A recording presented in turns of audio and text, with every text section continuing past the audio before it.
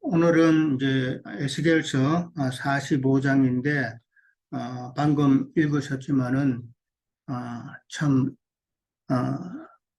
뭐 여러 가지 숫자가 또 나옵니다. 숫자가 또 나오고, 그 다음에, 모든 저울 같은 거, 뭐, 에바, 뭐 이런 단위들이 또 많이 나오고요. 그 다음에 이제, 절기가 또 나오고, 어느 절기에는 어떻게 뭐를 드리고, 또 뭐 어떻게 하라는 참 이런 내용들이 쭉 나오는데, 이런 내용들이 나오면은 일단은 좀 이해하기가 어렵죠. 뭐 무슨 말인지 한번 읽어가지고는 잘 모르는 내용인데, 오늘도 아마 그런 내용들이 많아서 조금 이해하시기는 좀 어려웠지 않나 싶은 생각이 듭니다. 에스겔서 45장에서는 이제, 아, 그런 이제 뭐 거룩한 땅이 나오고, 그 다음에 여러 가지 또, 저울이나 뭐, 그 계속 뭐 단위들이 또 나오고, 그 다음에 또 이제 절기에 어떤 절기에 이제 그런 것들이 나옵니다. 아, 1절에서 8절까지는 우리가 읽었듯이 이제, 거룩한 구역을, 땅을, 이게 나누는 그런 내용이 나옵니다. 1절에 보면은 너희는 제비 뽑아 땅을 나누어 기업으로 삼을 때에 이스라엘 백성들이 이제 땅을 이제 나누잖아요. 뭐 너무나도 잘 아는 이야기인데, 땅을 나눌 때에 한 구역을 특별히 이제 거룩한 땅으로 삼아서 여호와께 예물로 드리라라고 그렇게 이제 나옵니다. 1절에 나오는 그 거룩한 땅이라는 것은 이제 회복된 땅이죠. 회복된 땅이고, 여호와께 이제 예물로 드리라 그랬는데, 예물이라는 것은 잘 아시잖아요. 지난번에도 말씀을 나눈 것 같은데, 그 예물은 바로 제사상 몫으로 돌아가는 요제와 거제 제물로 그렇게 이해를 하고요. 아, 요제와 거제 제물이라는 것은 이제 부활 성천하신 예수님이다라는 것은 너무나도 잘 알고 계시고, 그러니까 아, 바로 이제 거룩한 땅은 곧 예수 그리스도다라는 이야기죠. 그 거룩한 땅 위에 성전도 세워지고 이렇게 되기 때문에, 그 말을 다시 말하면은 예수 그리스도를 터로 해서 교회가 세워진다는 그런 의미가 되겠죠. 창세기에 보면은 그 3일째 되는 날에 이제 우리가 잘 알듯이 이제 땅이 물에 잠겨 있다가 땅이 드러나는 내용이 나옵니다. 그 드러나는 땅이 바로 이제 죽음에서 부활 성천하신 예수님이다라고 이제 우리는 알고 있죠. 예. 그러니까 예수님만이 참 여호와께 드릴 예물이 된다라고 그렇게 이해를 하고요. 그 다음에 땅을 나눌 때에 이 거룩한 지역을 어디에 두냐면은, 제일 위에 우리가, 48장에 보면은, 땅 나누는 이야기가 좀 더 자세하게 나옵니다. 거기에 보면은, 거룩한 땅을, 중심으로 해서 위쪽으로는 7지파가 땅을 배분받게 되어 있습니다. 제일 꼭대기에는 단 지파, 그 밑에는 아셀 지파, 그 다음에 납달리, 므낫세 이렇게 쭉 내려와서 이제 유다 지파가 이제 거룩한 구역 제일 가까이 위쪽에 위치해 있고요. 그 다음에 이제 거룩한 구역이 중간에 있고, 그 다음에 거룩한 구역 밑으로 또 5지파가 그렇게 땅이 배분되어 있습니다. 베냐민 지파부터 시작해서 그 밑에 또 시므온 지파, 이사갈 지파, 그 다음에 스불론 지파, 갓 지파 이렇게 나누어져 있습니다. 그거를 이제 쭉 보면은 거룩한 구역을 설정해서 북쪽으로 제일 가까운 지파가 유다 지파고, 남쪽으로 또 제일 가까운 지파가 베냐민 지파다라는 것을 보면은 참 유다와 베냐민 지파를 하나님께서는 사랑하셨다라는 그런 의미로 또 생각을 해볼 수가 있지 않나 생각해 봅니다. 자, 그 다음에 이제 4절까지의 이제 그 내용이 먼저 나오는데, 거룩한 구역 중에 첫 번째 제사장이 거하는 구역입니다. 4절까지는 이제 그 설명이에요. 그 제사장이 거하는 거룩한 구역을 이제 설명하고 있는데, 이 제사장은 지난번에 우리가 나눴던 그 사독의 자손들의 제사장이죠. 그 길이는 이제 2만 5천 척이라 그랬습니다. 그러니까 가로가 되겠죠. 가로 길이는 2만 5천 척이고 세로 너비는 만 척이다고 그렇게 되어 있고요. 그 다음에 이제 중앙에 성소가 있다라고 그랬는데 사실 45장에서는 그 성소가 제사장이 있는 그 땅에 있다고만 했지 중앙에 있다고는 그런 말은 없는데 48장 10절에 가면은 그 제사장이 거하는 그 구역 중앙에 여호와의 성소가 있게 하라라고 그렇게 나와 있습니다. 그러니까 제사장이 있는 그 구역 중앙에 성소가 있다라고 그렇게 보시면 되고요. 그 다음에 이제 그 주위에 이제 제사장들의 그 집이 있고, 그 성소가 있다고 그랬는데 성소의 크기는 가로 세로가 500척이다라고 그렇게 되어 있습니다. 우리가 42장에서 봤을 때 성전의 그 다음 사이즈를 그때 측량했을 때 가로 세로 정방형으로 각각 500척이었다라고 나왔었죠. 그 다음에 이제 그 성소 사면에 한 50척이 되는 전원이 있다고 그랬습니다. 성소를 뺑 둘러서 50척 정도 되는 전원, 그러니까 빈터죠, 빈터. 빈터를 그렇게 두라라고 해서 나옵니다. 왜 빈터를 이렇게 두게 했을까 생각을 해보면은 성소는 거룩한 곳이기 때문에 어느 정도 공간을 두는 것이죠. 그러니까 거룩한 그 구역을 보호하기 위해서 그렇게 좀 공터, 빈터를 두지 않았나 그렇게 생각을 해봅니다. 우리도 뭐 한국에도 그렇지만 아주 역사적으로 아주 중요한 건물이라든지 그다음에 또 뭐 아주 보존해야 되는 그런 곳에 가면은 사람들이 바로 인접할 수 있도록 그렇게 안 해놓죠. 공간을 띄우잖아요.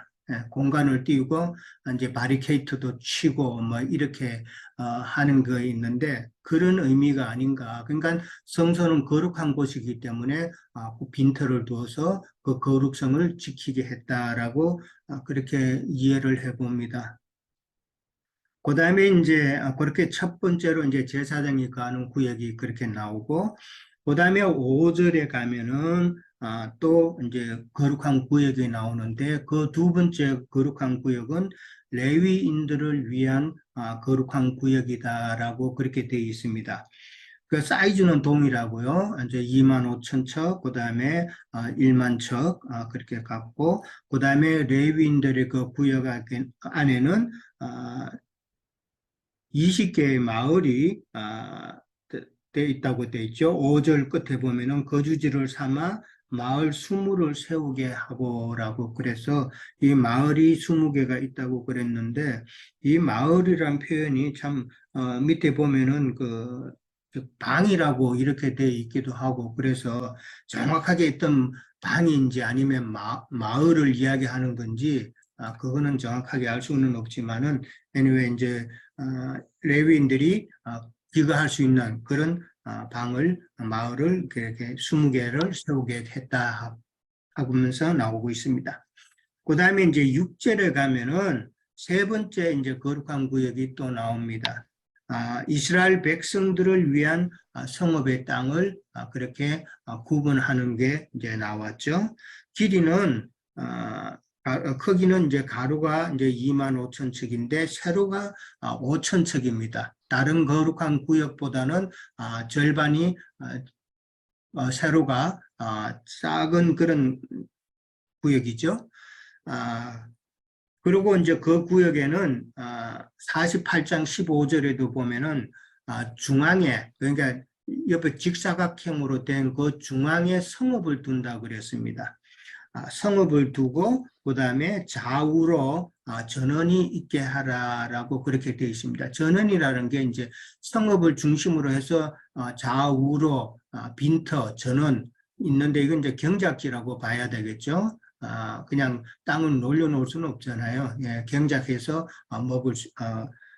식품을 이제 공급하는 그런 처소로 그렇게 삼지 않았나 생각을 합니다. 근데 48장 15절에 보면은 그 표현을 하기를 속된 땅이라는 표현을 해놨어요. 15절에 보면은 이 2만 5천 척 다음으로 너비 5천 척은 속된 땅으로 구분하여 성읍을 세우며 거주하고 그 다음에 전원을 삼되 뭐 이렇게 나옵니다. 지금 거룩한 구역을 이야기하는데 왜 갑자기 제일 마지막에 세 번째 이 구역은 왜 속된 땅이라고 이렇게 표현을 했을까? 그러면 거룩하고는 좀 거리가 멀잖아요. 이거는 뭐 속돼서 속되다기보다는 앞에 제사장이 거하는 구역과 그 다음에 레위 사람들이 거하는 그 구역보다는 덜 거룩하다는 그런 의미가 아닌가. 지금도 구역이 세 개로 나누어져 있는데 제사장 구역이 있고 레위인들의 구역이 있고 그 다음에 이제 이스라엘 백성들의 구역이 있단 말이에요. 그러면은 아무래도 제사장 지난번에 우리가 나누었지만은 제사장의 정도가 되면은 정말 상당히 영적으로 높은 위치까지 간 분들이라고 그렇게 봐야 되겠죠. 그러고 난 다음에 이제 영적 제사장이 돼야 되고, 그 다음에 이제 영적 레위인들이 이제 그 다음으로 좀 거룩하고, 그 다음에 백성은 제사장이나 레위인에 비해서는 거룩함에 있어서는 좀 떨어진다. 그리고 차지하는 지역도 지난번에 우리가 나누었지만은 좀 달랐고 바깥들에 있고 그 다음에 안뜰에 있고 성소에 있고 하는 이런 위치적으로 봉사하는 위치가 다 달랐던 것을 기억을 합니다. 그래서 거룩한 면에 있어서는 앞에 제사장이나 레위인들의 땅보다는 좀 덜하다는 의미에서 속된 땅이라고 그렇게 표현하지 않았나 생각을 해봅니다. 그러니까 영적 제사장과 영적 레위인들은 그만큼 예수 그리스도를 많이 누렸던 사람이다라고 그렇게 생각해 볼 수가 있죠. 그리고 이제 이 세 이제 거룩한 구역이 나오는데 전체로 따지고 보면은 2만 5천하고 전체 세 구역을 다 합치면은 또 2만 5천 정사각형 그렇게 됩니다.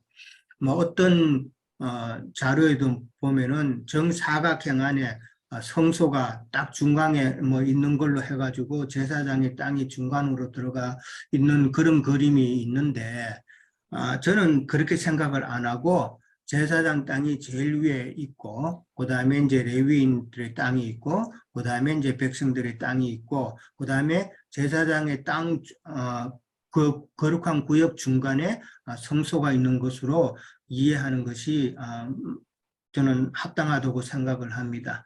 왜냐하면 제사장이 제일 거룩한 자들이기 때문에 그렇게 성소가 위치하는 것이 맞다라고 생각을 해봅니다.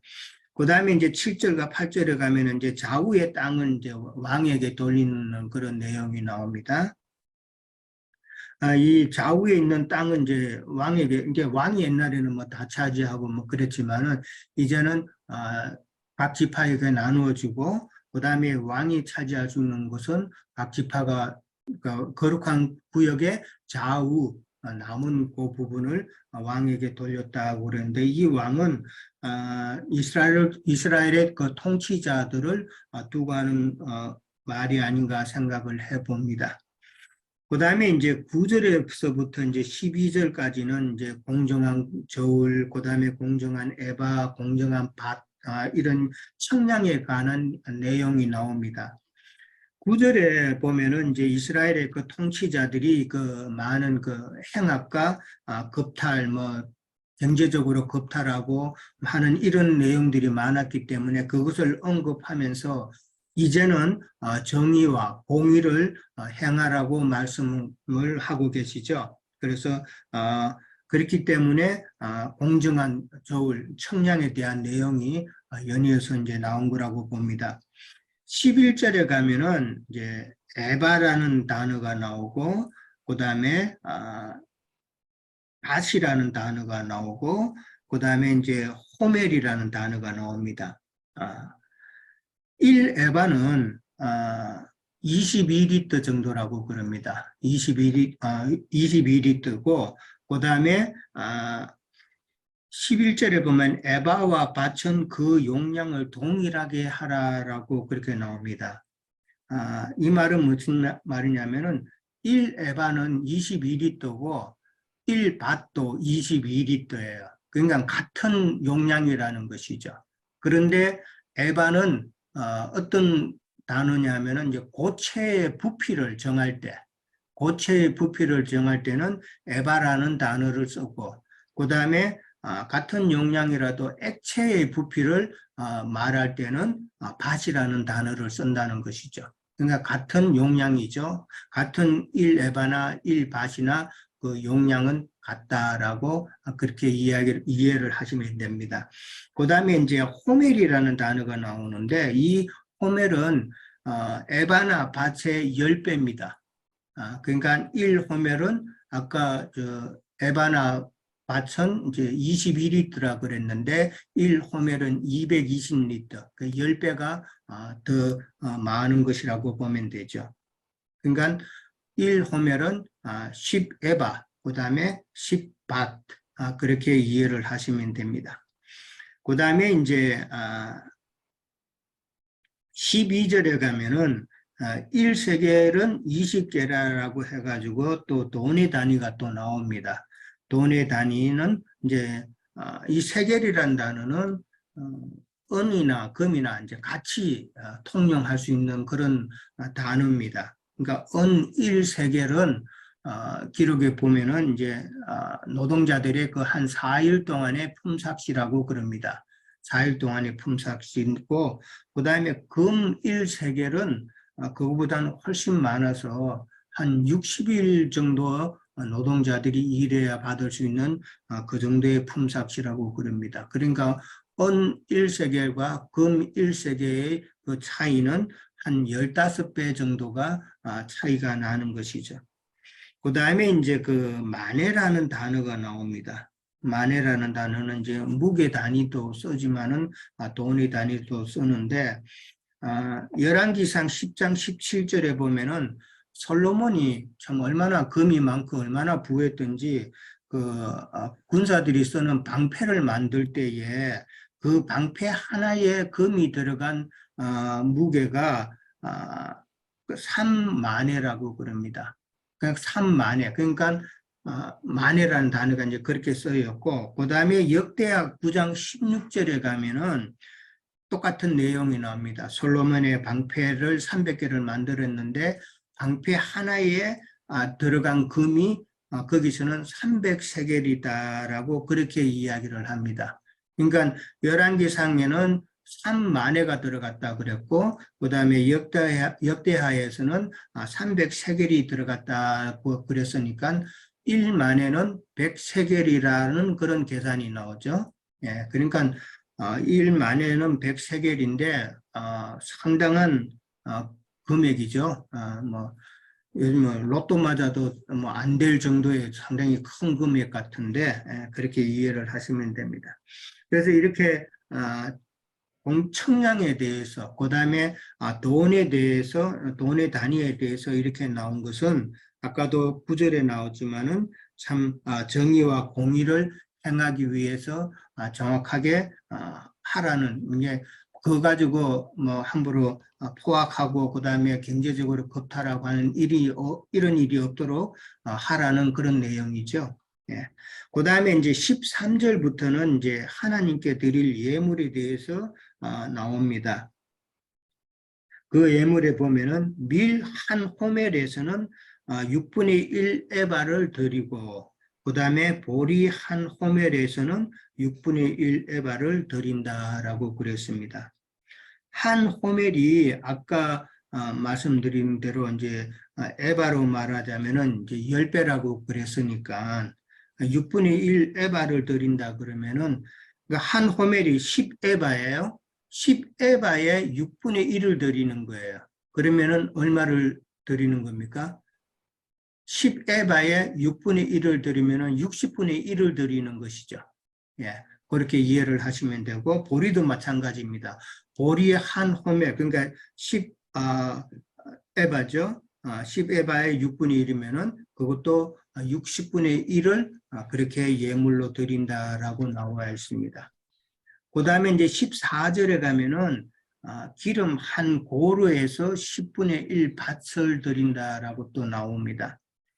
한 고루는 이제 고루라는 단어는 이제 액체나 고체 단위인데 이제 고루는 호멜과 같이 생각하시면 편할 것 같습니다. 호멜하고 같은 의미로 보시면 되고요. 그러니까 한 고루는 마찬가지로 10밭 그렇게 되는 것이죠. 근데 이제 기름 한 고루에서 10분의 1 밭을 드린다라고 그렇게 나옵니다. 그러니까 이거는 100분의 1을 드리는 것이죠. 예. 예. 100분의 1을 기름을 드리는 것이고. 그 다음에 15절에 가면은 가축 200마리에서 어린 양 1마리를 드린다라고 그렇게 나옵니다. 그 가축 200마리 중에서 1마리, 어린 양 1마리를 드리는 게 200분의 1이죠. 200분의 1을 드린다 그랬습니다. 그리고 1마리는 백성을 속죄하기 위해서 소제나 번제나 감사제물로 드린다라고 그렇게 이야기를 했고요. 자, 근데 이제 이게 좀 왜 이런 치수가 나왔을까를 한번 우리가 생각해 보셔야 될 것 같아요. 13절에는 이제 한 호멜, 밀이나 보리는 60분의 1을 드리고, 그 다음에 기름은 100분의 1을 드리고, 그 다음에 가축은 200마리에서 1마리 드리니까 200분의 1을 드리는 것이죠. 우리가 잘 알듯이 이제 모세 율법에 따라서 이제 하나님 앞에 드릴 때는 10분의 1을 보통 드렸잖아요. 10분의 1을 하나님께로 돌리고 그렇게 했는데, 지금 여기서는 10분의 1보다도 훨씬 적은 양을 지금 여호와 앞에 예물로 드리라라고 이렇게 나옵니다. 왜 이렇게 적은 양을 갖다가 드리라고 했을까? 그거를 이제 한번 생각해 보셔야 될 것 같은데, 밀과 보리는 뭐 10분의 1이 아니라 60분의 1을 드리고, 기름은 100분의 1을 드리고, 가축은 200분의 1을 드렸다는 것이죠. 그러니까 이 말은 양 1마리, 그 다음에 6분의 1의 그 밀과 보리의 보리, 그 다음에 기름 10분의 1의 그 밭을 하나님 앞에 예물로 드리려면은 양은 200마리가 있어야 되고, 밀과 보리는 한 호멜, 그러니까 10에바가 있어야 되고, 그 다음에 기름도 10밭이라는 그 정도의 양이 있어야 하나님 앞에 예물을 드릴 수가 있는 것이죠. 최소한의 예물을. 그렇죠? 이 말은 에스겔서에서는 참 그리스도를 풍성하게 산출을 내고 그 다음에 가져야 예물을 드릴 자격이 된다라는 이런 면에서 한번 우리가 생각해 봐야 될 것 같아요. 예. 이 땅에서 율법에 하면은 있는 것에서 무조건 10분의 1을 모세 시대 때 율법에서는 냈지만은 거룩한 성체 예루살렘에 있어서는 그만큼 그리스도를 충분히 풍성히 가지지 못하면은 예물 드릴 자격이 안 된다는 그런 방면으로 생각을 해봐야 된다는 것이죠. 그러니까 영적 제사장이 되고 영적 레위인이 된 사람은 그만큼 예수 그리스도를 풍족히 누렸다라는 것이죠. 이제 에스겔서에는 지난번에도 이야기했지만은 조금 한 가지 색다른 것은 거룩과 그 다음에 풍성한 누림을 상당히 강조하고 있다라는 것을 우리는 생각해 봐야 된다는 것이죠. 그러니까 그 땅에 이제 거룩한 성으로 상징된 에스겔의 그 성전 안에 들어가서는 우리가 그만큼 충분히 풍성히 누려야 그나마 예물 드릴 수 있는 자격이 된다. 그렇게 이해를 하시면 될 것 같습니다. 여기서 나왔던 밀과 보리, 양, 기름은 우리가 다 잘 아시죠? 밀은 이 땅에 오셔서 죽으신 인자 예수님을 상징하죠. 밀은 갈아져야 되니까요. 그 다음에 이제 인자 예수님인데, 우리가 잘 아는 그 요한복음 12장 14절에 보면은, 하늘의 밀에 대해서 나오죠. 하늘의 밀이 땅에 떨어 죽으면은 이제 많은 열매를 맺는다라고 그랬는데, 그 밀이 바로 인자 예수님을 상징하는 말이었잖아요. 그 십자가에 돌아가심으로 많은 영적으로 영으로 오셔서 많은 열매를 맺으셨으니까 그 밀은 바로 예수님이었다라는 것이죠. 그 다음은 이제 보리는 뭐 제일 먼저 수확이 되는 곡식이기 때문에 부활하신 그리스도를 상징하는 것이고, 양은 구속의 어린 양이고, 그 다음에 기름은 영으로 오신 더 스피릿이 되겠죠. 그렇게 이해를 뭐 하시고 잘 알고 계시리라 생각합니다. 그 다음에 이제 16절에 가면 이 모든 예물을 이스라엘 군주에게 드리라고 그랬습니다. 군주에게 드리면은 17절에 가면은 그 군주는 그 예물을 갖다가 드리는 때가 이제 나오죠. 그 때는 명절과 그 다음에 초하루와 그 다음에 안식일과 그 다음에 모든 정한 절기 때, 명절 때에 드린다라고 그렇게 나옵니다. 그러고 나서 이제 18절로 이제 넘어가면은 또 이제 여러 절기들이 나옵니다. 첫째 달 초하루라고 이제 18절에 나오는데, 초하루 날에 흠없는 수송아지 한 마리를 가져다가 성소를 정결하게 하고 이렇게 내용이 나옵니다. 첫째 달 초하루라는 것은 이제 니산을 1일이죠. 그걸 첫째 달로 치니까요. 근데 흠없는 수송아지 한 마리를 가지고 성소를 정결하게 하라라고 나오죠. 성소를 정결하게 하는 방법은 19절에 나오죠. 성전 문설주에다가 피를 바르고 제단 아래청 그 네 모퉁이에 피를 더 바르고, 그 다음에 안뜰 문설주에 피를 발라서 성소를 정결하게 하라라고 이제 나옵니다.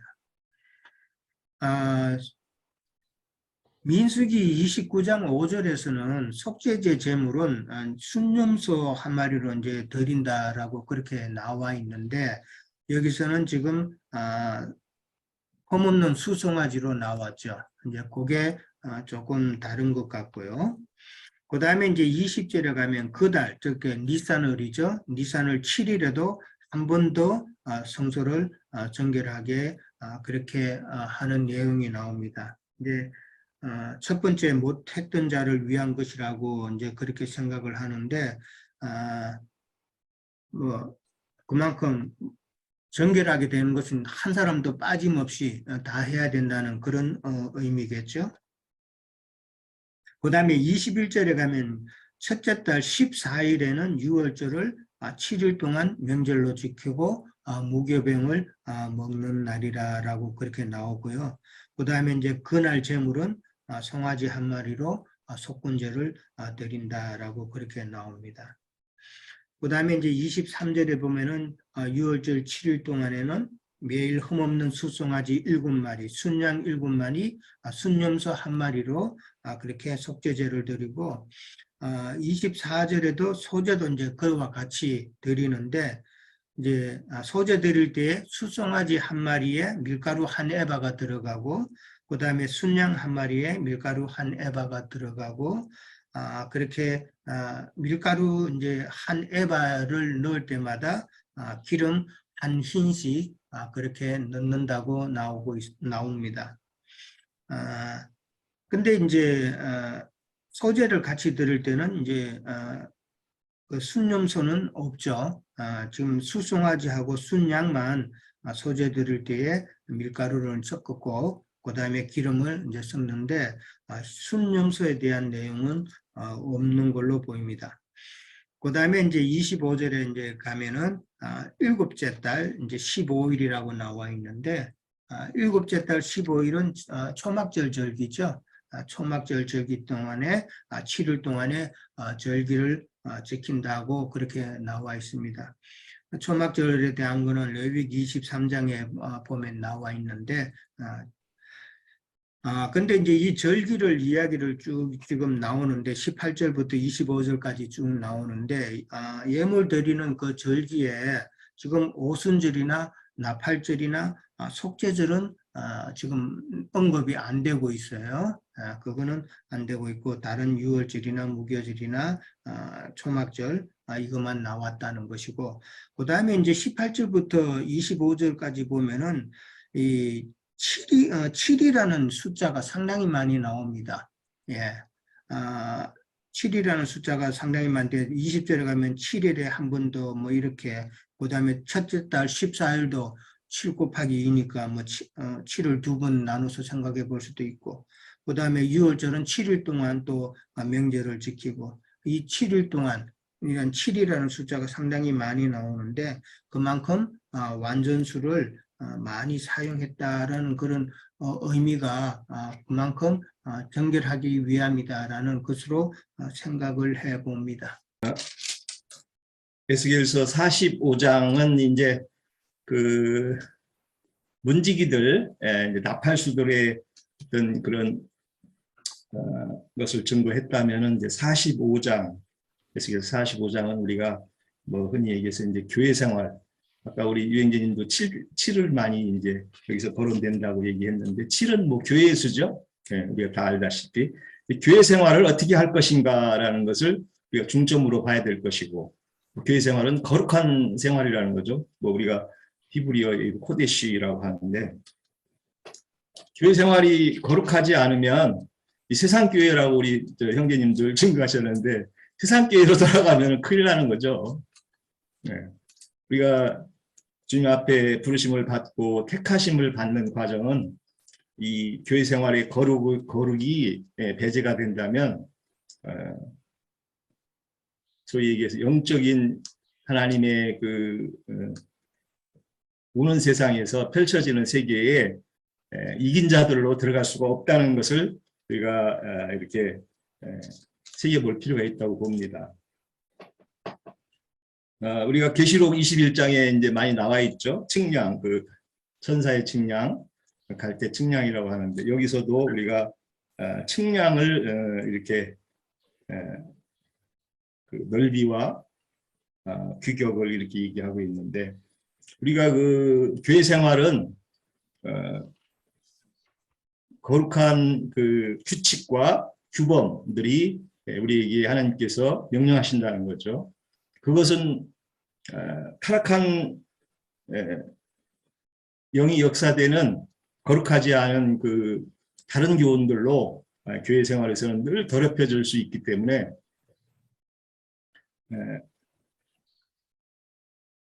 우리의 그 두렵고 떨리는 교회 생활을 하나님께서는 우리에게 늘 당부하시고, 또 어떤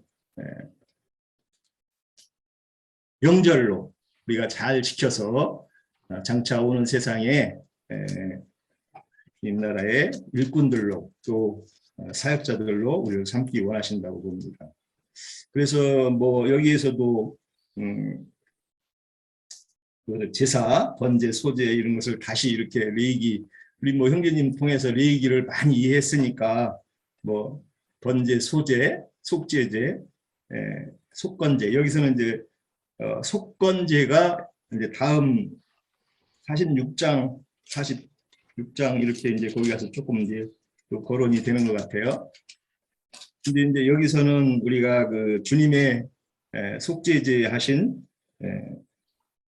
주님의 거룩성을 우리가 기억하고, 또 통치자들의 그 법칙이라고 그러는데, 그 아까 우리 유영기님을 통해서 그런 그 사용되는 10분의 1 에바, 뭐 10분의 1 호멜 뭐 이런 것들이 말씀 안에서의 어떤 규정과 규칙들이 잘 이해돼야 되고, 또 잘 증거하는 우리 유영재님 같은 그 은사자들을 통해서 우리가 이 말씀에 쪼개고 나누고 분별하는 그런 치우치지 않는 그런 이해가 우리에게 요구된다는 것이죠.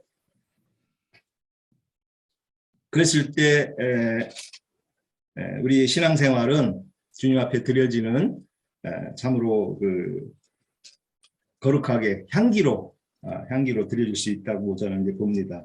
그래서 세상 것이 어떻게 우리 교회 안에 들어올 수 있는 여력이 있고, 그래서 여기서도 보면 누룩 없는 떡을 먹어라 명절로 7일 동안을 얘기하는데 뭐 개인적으로 7일은 이 살아있는 이생의 생활이죠. 교회 생활.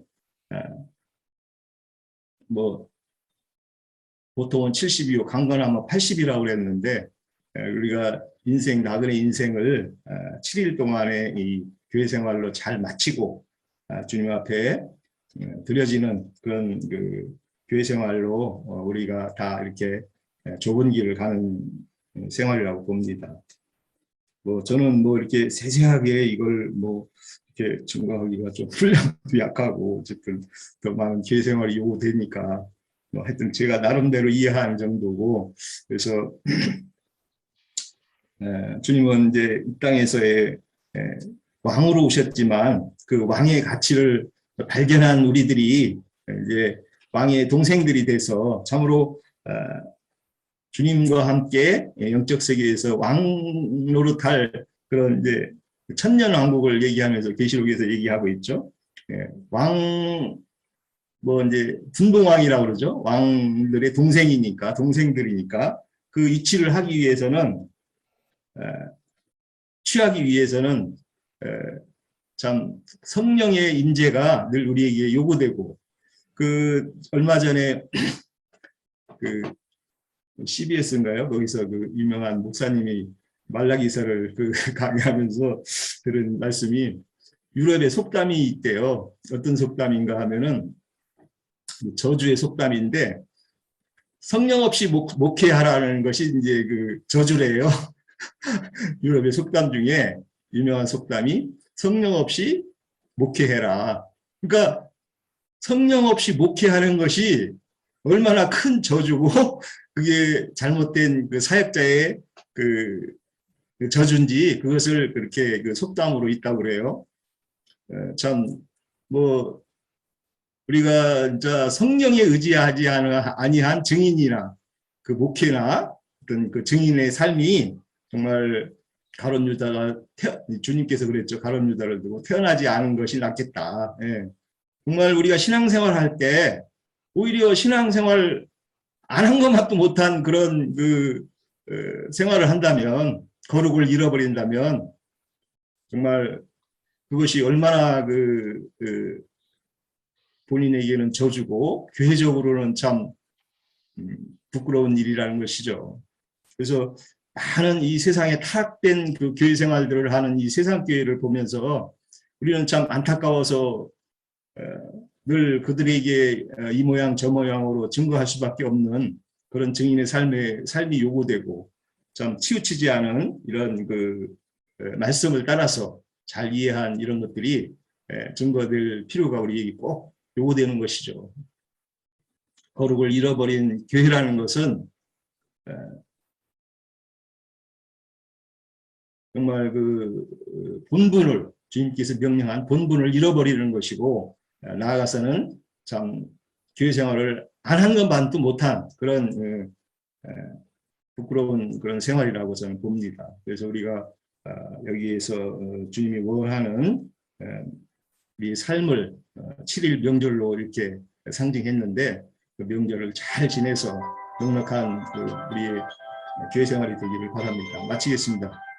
큰 틀에서만 한 서너 가지를 좀 언급을 해서 형제님들이 증거한 것을 이렇게 확정하는 그런 데 도움을 좀 주었으면 그런 생각이에요. 첫째는 오늘 우리가 읽은 말씀에서 보면 이건 이제 바벨론 포로 생활을 마치고 돌아온 무리가 예루살렘과 본토로 돌아와야 되니까 돌아온 무리가 그 새 땅을 어떻게 분배를 할 건가 이제 큰 틀로 보면 이제 그런 내용이에요. 말은 율법의 저주 아래 있던 신앙생활하던 사람이 여기하고 돌이켜서 예수님 안으로 돌아온 무리는 어떻게 예수님의 영과 예수님의 마음에 일치되는 그런 신앙생활을 할 것인가 이제 그것을 의미한다. 이렇게 큰 틀로 일단 이 에스겔 45장 말씀 이후에 나오는 모든 말씀을 이렇게 정리를 일단 하시고 나서 그 다음에 각 사람의 은사가 다르고 각 사람의 분량이 다르기 때문에 이제 그 기업을 분배를 하는 거예요. 그리스도가 우리의 영원한 기업인데 그리스도가 팔레스타인 땅 전체라면 그것을 12덩어리로 잘라서 각 지파에게 이렇게 기업을 분배를 하잖아요. 그런 것을 지금 이것은 영적으로 지금 재현하는 그런 그림이에요. 팔레스타인 땅은 하나님이 천지를 창조하신 창조자가 하늘도 땅도 하나님이 주인이기 때문에 사람이 함부로 땅을 영원히 팔 수는 없다. 이제 이런 율법을 여러 번 성경에 오경 중에 나오기 때문에 그게 무슨 말인지 알 거예요. 모든 인간은 영원한 기업이 그 하늘과 땅의 천지의 주재자이신 예수 그리스도이기 때문에 예수 그리스도의 영과 마음을 우리들에게 이제 나눠주시는 얘기가 이제 기업 분배라고 그래요. 그럼 이제 나눠 받은 그것을 분깃을 얻었다 이렇게 말하죠. 예수님의 영과 예수님의 마음을 얼마만큼 내가 넓게 포괄적으로 기업으로 얻을까 하는 그 각 사람의 분량, 그 그릇에 달려 있어요. 아무나 똑같이 주면은 안 되죠. 감당을, 예를 들어서 내가 가끔 그 얘기하는데 삼성이라고 하는 회사에 그 많은 돈을 나도환 형제 같은 사람한테 만약에 줬다 그러면 나는 그 회사 그냥 열흘도 못 가서 다 말아먹어 버려요. 국가도 어떤 준비되지 않은 어떤 사람이 그 책임자로 딱 앉아버리면 금방 말아먹어버리는 것이거든요. 그 똑같은 거예요. 그 사람이 그걸 감당할 수 있어야죠. 그러니까 나는 주님 앞에 연마되고 이렇게 다듬어지고 만들어진 그런 거룩한 성분이 뭐 예를 들어서 둘밖에 없는데 열을 줘버리면 나머지 여덟은 다 그냥 버려버리는 것이잖아요. 그렇게 되면 안 되죠. 그래서 나는 이제 그 말씀을 전할 때 지나치는 것보다 약간 모질하는 것이 더 좋다. 그런데 대부분은 훨씬 더 지나치게 자신을 평가를 그렇게 해가면서도 자기가 자신을 지금 잘못 판단하고 있다는 생각을 안죠. 뭐 한도 끝도 없으니까 다고다고 하는 거는 그냥. 그런데 달라는 대로 다 줘버리면 그 사실은 망하라는 뜻이거든요. 이제 이런 것을 이해하시면 되겠어요. 사람은 하나님의 형상과 모양으로 만드는 걸 목적으로 창조하셨기 때문에 하나님을 닮고 누리고 할 수 있도록 그렇게 그런 목적으로 창조하셨고 지어졌고 만들어 가시는데 지어놓고 나서 나중에 만들어가는 과정은 우리가 세상에 자식을 낳았을 때 낳아놓은 것이 끝이 아니에요. 그럼 그게 다 된 것이 아니거든요.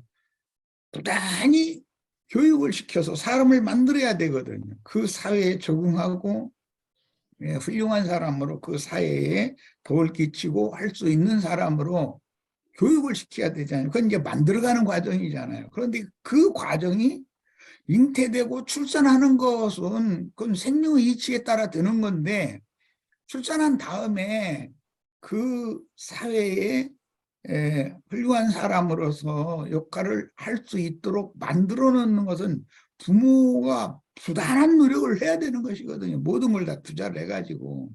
그런데 그 과정에서 잘못되면 저 어른 돼가지고 깡패 나오고 뭐 무슨 날마다 컴퓨터 앞에 앉아가지고 뭐 요즘에 뭐 하라고 하던데 쓸데없는 뭐 전화 뭐 이런 거 어떻게 해가지고 사람 꼬여가지고 막 돈 자기 통장에 들어오게 만들고 그런 것은 그쪽으로만 머리를 굴린다는 거예요. 그럼 머리가 굉장히 좋은 사람들이잖아요.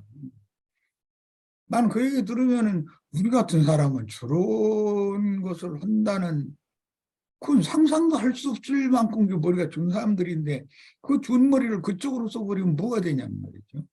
이게 이런 걸 이제 생각을 해보시면 내가 이제 이 얘기를 하는 것은 각 성에는 주님을 섬기는 이제 교회들이 세워지게 되는데 교회의 봉사자들이 어떤 사람이면 그 교회의 양무리는 봉사자의 은사와 분량에 따라서 분깃들을 함께 얻기 때문에 봉사자가 누구이며 봉사자가 하나님 앞에서 어떤 사람으로 세움을 입었는가는 너무너무 중요한 거예요. 이거는 교회 인도자라는 건 이게 보통 중요한 게 아니죠. 그러니까 그에게 딸려 있는 모든 양무리가 그 분깃을 함께 나눠야 되는 문제니까. 그런데 세속교계의 어떤 이제 목회자들 예를 드는 거예요. 그런 사람들이 그 자기에게 딸린 양무리를 자기가 부양하고 책임져야 될 가족으로 생각하는 것이 아니라 그냥 자기의 영광을 위한 착취의 대상으로 생각한다. 아니 어떤 가정의 아버지가 자기 가족을 착취의 대상으로 자기만 영광을 받고 공경받는 무슨 그런 영광을 돌리는 그런 대상으로 이렇게 삼아버리면 그 가정이 그게 자식들이 설사 세상적으로 성공을 한다 한들 행복하겠냐 이 말이에요. 그런 걸 이제 생각을 해봐야 되겠어요. 그래서 역사상에는 여호수아를 통해서 팔레스타인 땅의 기업을 이렇게 분배를 이제 받았고 나중에 분배받은 땅을 각 지파별로 점령을 하는 이제 그런 내용으로 구약의 역사가 진행이 되고 있는데 우선은 오늘 말씀을 먼저 이해를 돕기 위해서 이스라엘이 출애굽을 한 다음에 광야에서 행군 대형이 있고 유진 대형이 있어요. 그런데 오늘 말씀은 유진 대형에 중점을 맞춰야죠. 맨 중앙에는 하나님의 임재인 언약궤가 있고 그 다음에 아론을 중심으로 삼는 네 지파가 동서남북 사방으로 이렇게 있고 그 다음에는 세 지파씩 12지파가 맨 밖에 이렇게 해서 그 언약궤를 중심으로 뭉쳐 있는 것이거든요. 이것이 이제 새 땅에 들어가도 예수 그리스도의 그 성령이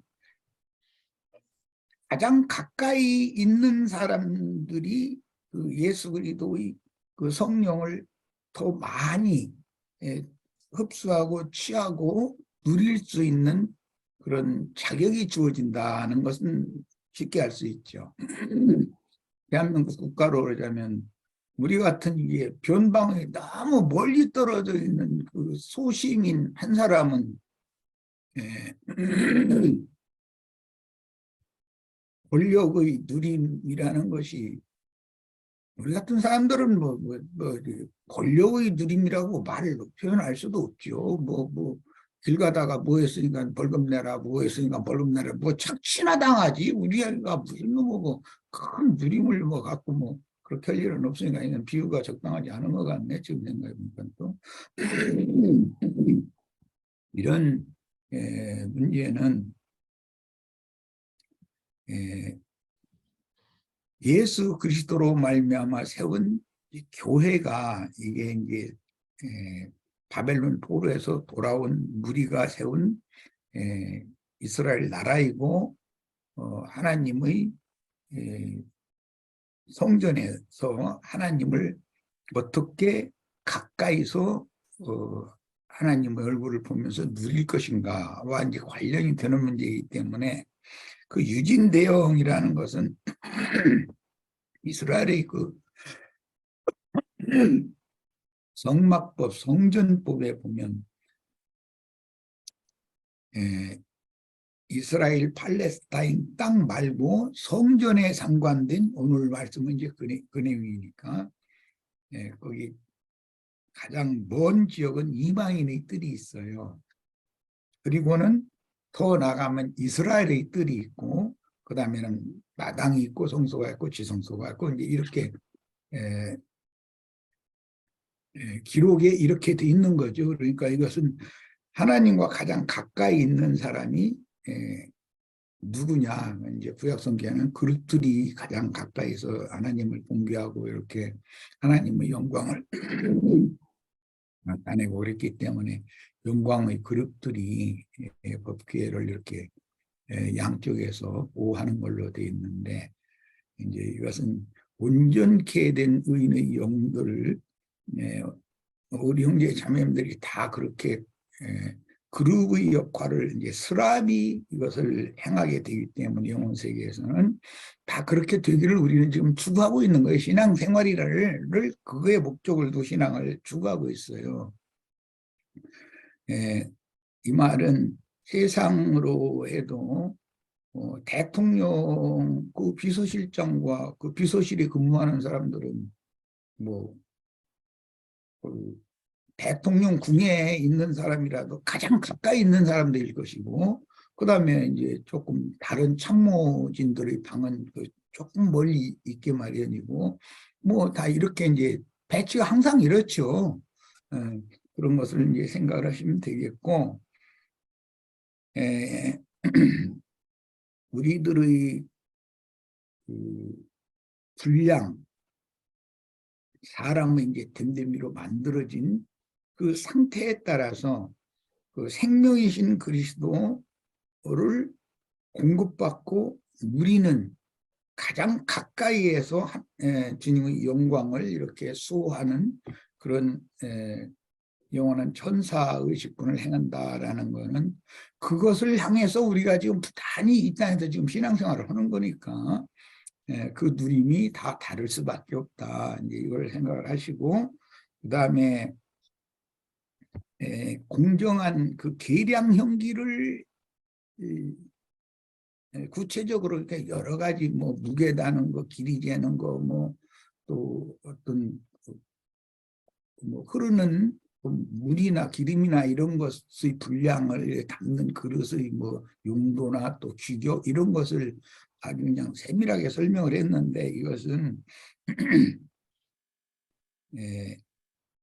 세상의 가치 기준과 천국의 가치 기준이 다르다라는 것을 이제 강조하는 거예요. 천국의 가치의 절대 기준은 예수님의 양심을 말하는 거니까 예수님의 양심과 예수님의 정신, 이것과 세상 짐승세계의 그 군왕들의 양심과 그들의 정신세계는 그건 전혀 다르죠.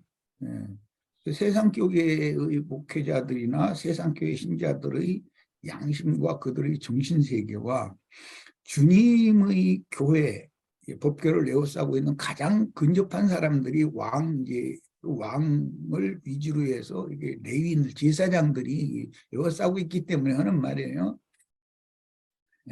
우리 형제 자매님들의 양심이 세상교회의 신자들의 양심과 그들의 정신과 같다면, 그럼 뭐 계량 형기가 속세에서 사용하는 계량 형기와 똑같다는 뜻인데, 그것은 법을 적용해도 이제 공부줄처럼 자격이 불리하면은 줄여버리고 자격이 유리하면 늘려버리고 막 이제 이런 식으로 만약에 세상 나라의 그 포악한 군주들이 행하는 그런 것을 만약에 우리들에게 이걸 적용을 한다면, 쭉 말하자면 속세의 어떤 계량 형기를 갖고 있는 것에 한다면 일정한 법칙이 없잖아요. 그러면 그게 무슨 뭐 하나님의 나라겠어요.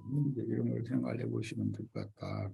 그래서 어떤 사건을 이제 구체적인 적용에 대할 때 세상 사람들의 생각과 판단이 다를 것이고, 나의 생각과 판단이 또 저 사람은 왜 저런 문제를 저렇게 생각하고 저렇게밖에 처리를 못할까?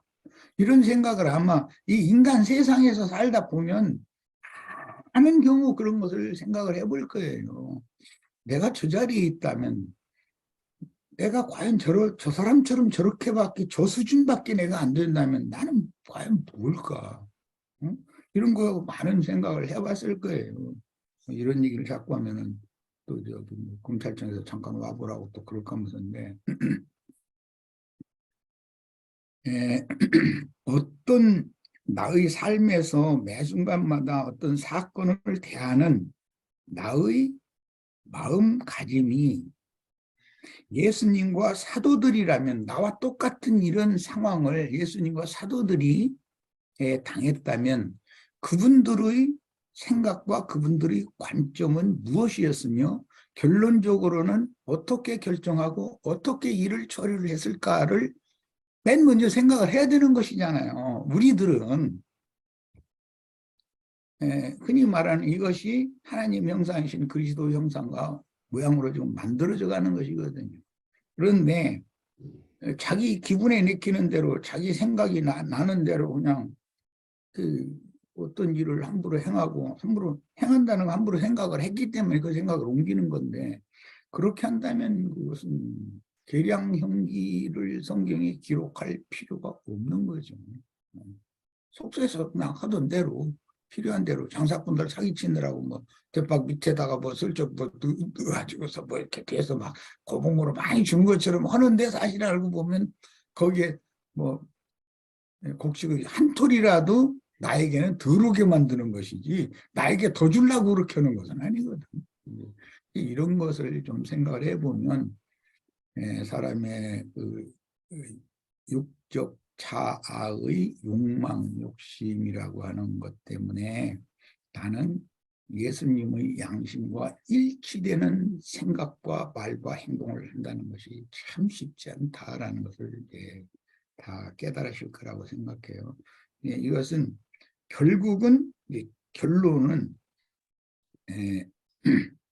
천지의 주제이신 주님과 가장 가까이에서 주님의 영광을 항상 보면서, 그분이 이제 얼굴을 보면서 이랬는데, 항상 보면서 그분을 모시고 사는 그런 사람은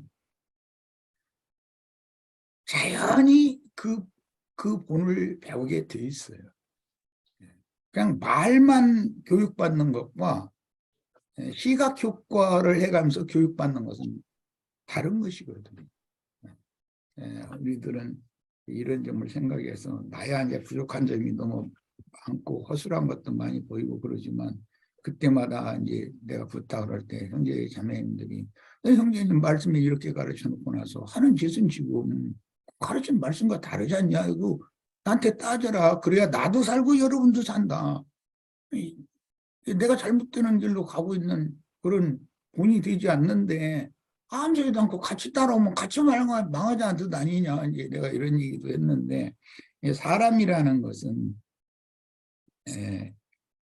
그 왕 중의 왕이신 주님을 가까이서 모시면서, 그 주님이 본이니까 주님이 투영되고 반영된 사람으로서, 여러분은 우리가 예수를 본받아야 하듯이 나는 예수님을 본받아서 나의 인생을 어떤 경우가 있어도, 어떤 상황이 있어도 그때마다 예수님이나 사도들이라면 내가 어떻게 이걸 생각하고 결론적으로 어떤 결정을 내려서 어떻게 조신할까를 생각한다.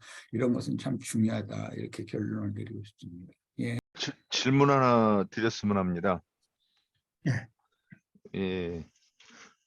예전부터 생각하던 건데, 그 11조를 드리려고 하면, 이제 제사장한테 11조를 드리고, 또 그 중에서, 제사장들은 다시 11조를 대제사장한테 또 11조를 드리는 걸로 제가 이렇게 했었고, 예전에 그 11조에 대해서 얘기할 때 내가 이거 질문을 한번 한 적이 있었어요. 근데 여기에 대해서 들어본 적이 없는 것 같아가지고, 그래서 맨 처음에 제사장한테 갖다 11조를 드리고 그 다음에 대제사장한테 또 드리는 것이, 그러면 나중에 이제 가만히 생각을 해보니까 그러면 대사장이 하나님한테 드릴 때는 100분의 1이네. 좀 이런 생각을 좀 해본 적이 있었습니다. 근데 이거 요번에 이 말 나오면서 그리고 여기 그 6분의 1과 10분의 1, 200분의 1 이렇게 이제 이게 나오는 것에 대해서 형제님이 금방 말씀하시는 것 같긴 한데 좀 명쾌하게 알아듣기가 좀 어려워가지고 양 200마리 중에서 한 마리? 뭐 이게 뭔 얘기인가 이제 그런 생각을 하면서 이렇게 들었는데 그 앞에서 이 설명하신 것이면 제가 못 알아들었으니까 어쩔 수 없는 것이고 안 하셨으면 한 번 더 언급을 해주시면 어떨까 싶습니다. 율법의 11조는 백성들이 이제 만물 첫것 가장 좋은 것을 얻은 것을 이제 성전에 갖다 궁극적으로는 하나님께 드리기 위해서는 레위인들이라는 중간 기부를 통해서 드려야 했어요. 직접 하나님 앞에 제사를 할 수 있는 자격이 백성들에게는 율법계에 대해서는 없었으니까 문제는 그거예요. 중간 사제 제도라는 거예요. 문제는. 이제 우리가 지금 지난 몇 주 전인가 그 황영재님이 야 그러면 장자들의 교회의 신앙생활은 어떻게 한다는 것인가 그 질문을 했다는 소리를 내가 들은 적이 있었어요. 이것은 한마디로 이렇게 해야 된다, 뭐 저렇게 해야 된다 이렇게 얘기하기가 어렵기 때문에 예수님과 제자들이 이 생에서 어떤 삶을 살았는가 그것을 보면 된다. 이것을 이해하기 위해서는 종갓집 맏며느리가 처신을 어떻게 하는지를 보면 된다. 내가 그렇게 답변을 했어요.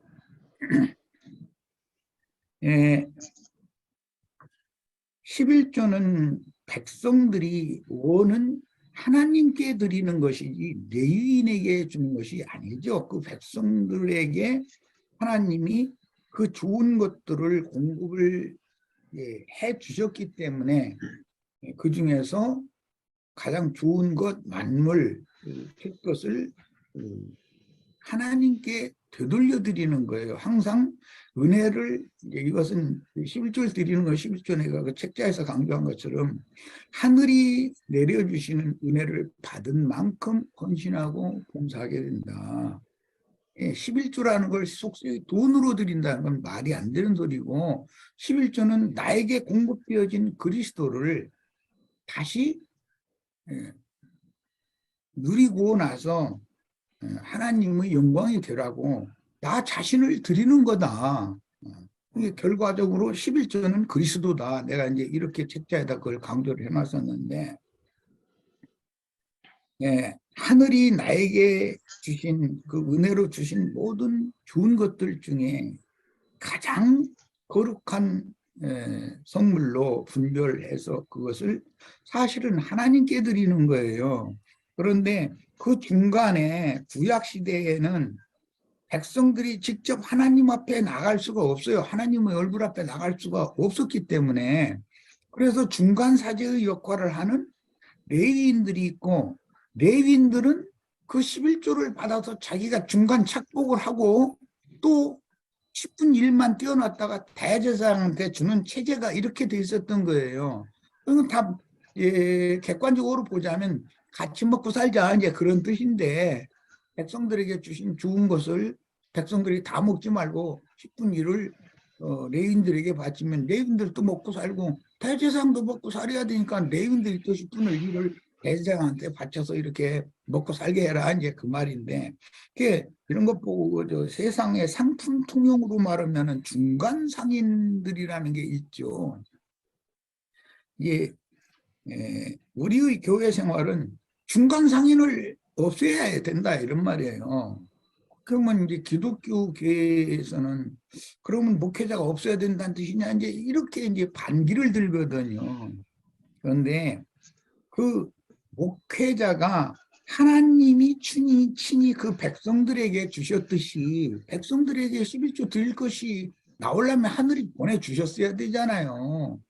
그러면 목회자도 하늘로부터 공급받은 것이 있어가지고 그것으로 살면 되지.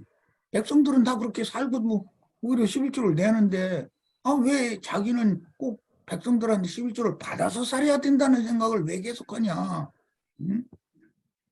우리는 모두가 다 이제는 예수 그리스도의 구속이라는 걸 통해서 대제사장이신 예수 안에서 함께 다 하나님 앞에 나가는 새롭고 산 길이 지금 열린 시대에 살고 있는데 꼭 중간 사제를 통해서 하나님 앞에 나가야 된다고 한다는 건 이것은 잘못된 거다라는 걸 지금 내가 계속 강조를 하는 거단 말이에요. 그러니까 이제 우리 윤형제의 질문 내용도 뭐 해석을 하자면 여기에 초점을 맞춰야 돼요. 백성이 레위인에게 내고 레위인이 대제사장에게 내고 이렇게 하는 그 두 단계의 중간 계층을 없애야 된다 이 말이에요.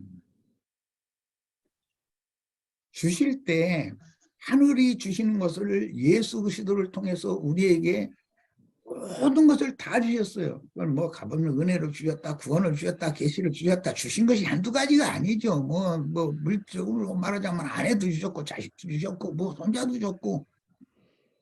제일 중요한 건데 생명부터 하늘이 주신 건데 그게 이제 영원한 대제사장은 그리스도이기 때문에 내가 그리스도 안에 들어가면 그리스도 안에서는 나의 모든 속된 것이나 부족한 것이 가려지기 때문에 그리스도를 통해서 내가 하나님 앞에 단번에 나아가는 그런 새로운 길이 열린 것이니까 이것은 생각의 전환이 필요한 거예요. 이것은 영적 지식이 영의 생각이 바꿔져야 되는 것이죠. 이것이 답변이라고 생각합니다. 구체적인 답변이 만약에 미흡하면 다시 이게 질문을 하면은 조금 더 이게 중요하다고 생각하기 때문에 조금 더 언급을 하죠.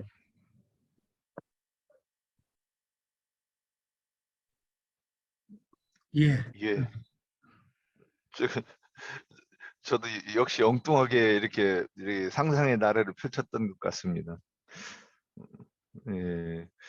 말씀 듣고 보니까 아 그렇게 보는 게 맞겠네 이 생각이 들고 그 말씀을 지금 안 찾아놓고서는 해가지고 거기 어딘가 지금 몰라가지고 저는 그게 하나님의 법이라고 이렇게 하나님이 이렇게 해라 이렇게 하신 줄 알고 이렇게 봤었는데 그래서 얼른 찾아보려고 했더니 못 찾겠네요 말씀을. 예, 잘 들었습니다. 구약의 율법은 그렇게 정해져 있어요. 그런데 그것은 나중에 예수님이 오셔서 완전케 하실 폐해율법이단 말이에요. 아론 반차라는 것은 하나님의 원래의 마음에 있던 그 법이 아니에요. 그건 변칙으로 들어온 거예요. 원래 하나님의 마음에는 예수 그리스도를 통해서 하나님 앞에 나오는 모든 사람은 하나님이 다 받아주시는 것, 그 구속사의 중심이거든요. 그래서 우리는 주 안에서 뭘 다 하는 거예요. 아담 안에서 무슨 우리 목사님 안에서 하는 게 아니고 그리스도 예수 안에서 하면 하나님의 영광에 내가 직접 나갈 수가 있는 새로운 길이 열려요. 그래서 11조는 그리스도다. 내가 이걸 계속 11조 책자에다가 강조한 거예요. 무슨 물건이나 무슨 과일이나 또는 의향이나 채소나 이런 거 얻은 거 그것은 육에 속하고 물질계에 속한 사람들에게 그렇게 표상으로 그것을 내게 해서 율법 제도권 폐해질 율법이에요. 그 안에서는 레위인들도 함께 살게 하기 위해서 하나님이 레위인들에게 분깃으로 줬다라는 것은 실제는 백성들에게 11조 받아먹고 살아라라는 걸 줬다는 거예요. 그런데 그것은 본래 하나님의 뜻이 아니다 이거예요. 원래 하나님의 뜻은 그리스도를 하늘이 내려보내 주실 때 그리스도를 먹고 마시고 누림으로 우리는 살아야 되고 우리가 하나님 앞에 나가서 하나님의 영광에 참여하는 것도 그리스도를 통해서나 가능하다라는 것이 원래 하나님의 뜻이에요.